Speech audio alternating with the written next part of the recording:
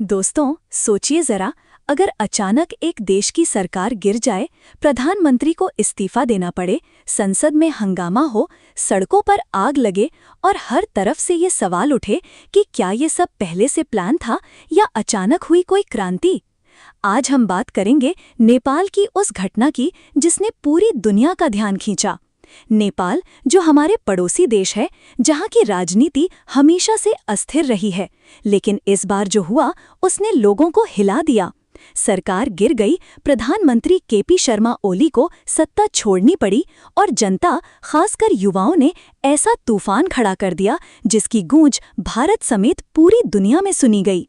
लेकिन सवाल है कि आखिर ये सब क्यों हुआ? क्या ये पहले से तय था या ये सब अचानक हुआ?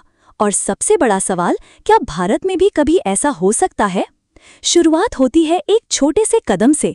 नेपाल सरकार ने अचानक एक आदेश निकाला कि कई बड़े सोशल मीडिया प्लेटफॉर्म्स जैसे फेसबुक, एक्स यानी ट्विटर, यूट्यूब आदि को बैन कर दिया जाएगा। वजह ये बताई गई कि ये कंपनियां नेपाल के नए कानूनों का पालन नहीं कर रही थीं, जैसे कि नेपाल में अपना दफ्तर खोलना, पंजीकरण करना और स्थानीय कानूनों का पालन करना। सुनने में तो ये एक सामान्य प्रशासनिक आदेश लगता है, लेकिन असल में यही वो चिंगारी थी जिसने पूरे देश को आग में झोंक दिया। युवा, खासकर जेन-ज़ी, जो हर पल सोशल मीडिया पर जीते हैं, जिन्होंने अपनी पहचान, अपनी आवाज़, अपनी ताकत सोशल मीडिया से बनाई है, उनके लिए ये आदेश आत्मा पर चोट जैसा था। उन्हें लगा कि उनकी आवाज़ दबाई जा रही है, उनकी स्वतंत्रता छीनी जा रही है। गुस्सा भड़क उठा।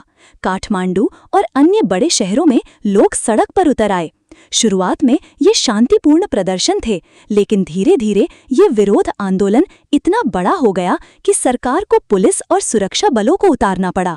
फिर वो हुआ जिसकी किसी ने उम्मीद नहीं की थी।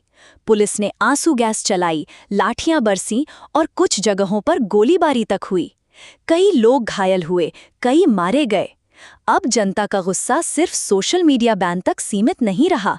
अब ये गुस्सा बेरोजगारी के खिलाफ था, भ्रष्टाचार के खिलाफ था, राजनीतिक परिवारवाद और भाई भतीजावाद के खिलाफ था। लोग कहने लगे, ये सरकार हमारे लिए नहीं, अपने लिए काम करती है।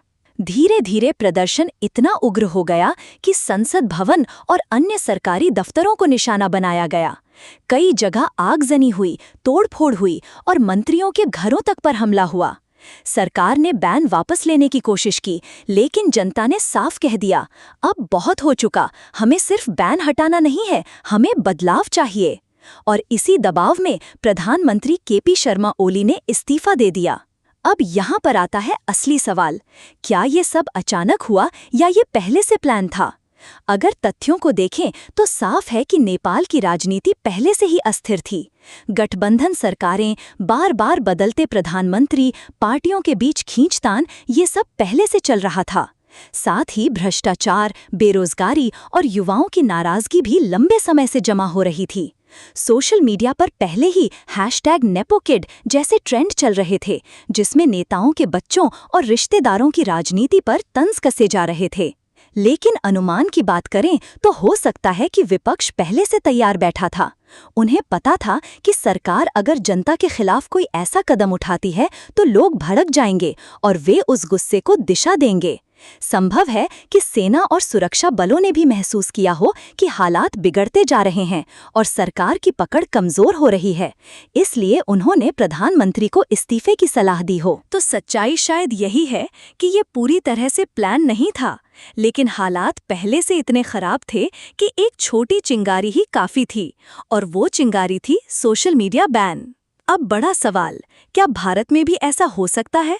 भारत की स्थिति नेपाल से अलग है, लेकिन कुछ समानताएं भी हैं।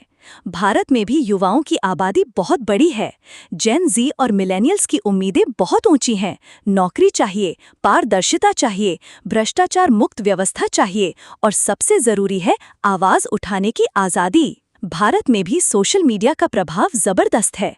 लोग हर मुद्दे पर अपनी राय खुलकर रखते हैं, आंदोलन चलाते हैं, सरकार तक दबाव पहुंचाते हैं।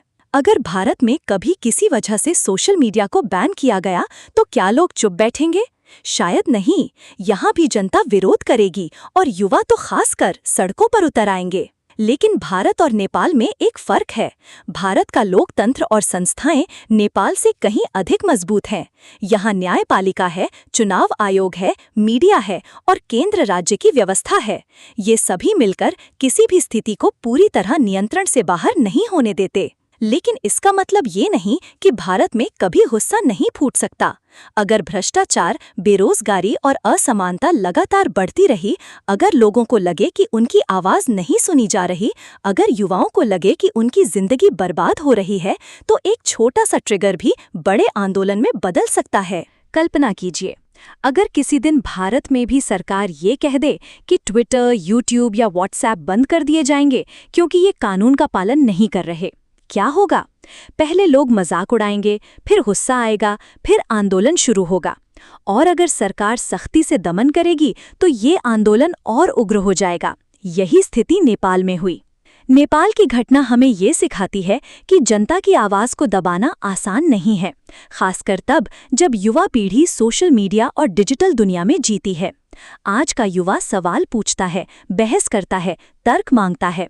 अगर सरकारें जवाबदेही से बचेंगी तो जनता उन्हें छोड़ देगी। नेपाल से भारत को सीख लेनी चाहिए। अगर भारत में ऐसी स्थिति कभी पैदा होती है तो सरकार को पारदर्शिता, संवाद और संवाद आधारित समाधान अपनाना होगा, क्योंकि लोकतंत्र का असली मतलब यही है, जनता की आवाज़ सुनना, जनता के साथ खड़ा होना। तो दोस्तों, नेपाल की कहानी सिर्फ नेपाल की नहीं है, ये एक चेतावनी है, एक आईना है जो हमें दिखाती है कि जनता की शक्ति कितनी बड़ी होती है। सरकारें आती हैं और जाती हैं, लेकिन जनता हमेशा रहती है। और अगर जनता ठान ले तो सबसे मजबूत सरकार भी गिर सकती है। भारत में ऐसा होगा या नहीं, ये भविष्य बताएगा। लेकिन एक बात तय है, अगर जनता जागरूक है, सवाल पूछती है, आवाज उठाती है, तो लोकतंत्र जिंदा रहेगा और मजबूत रहेगा। तो ये थी नेपाल की कहानी, एक छोटी चिंगारी से उठी बड़ी क्रांति की दास्तां। आपको क्या लगता है, भारत में ऐसा हो सकता है या नहीं? हमें कमेंट में जरूर बताइए।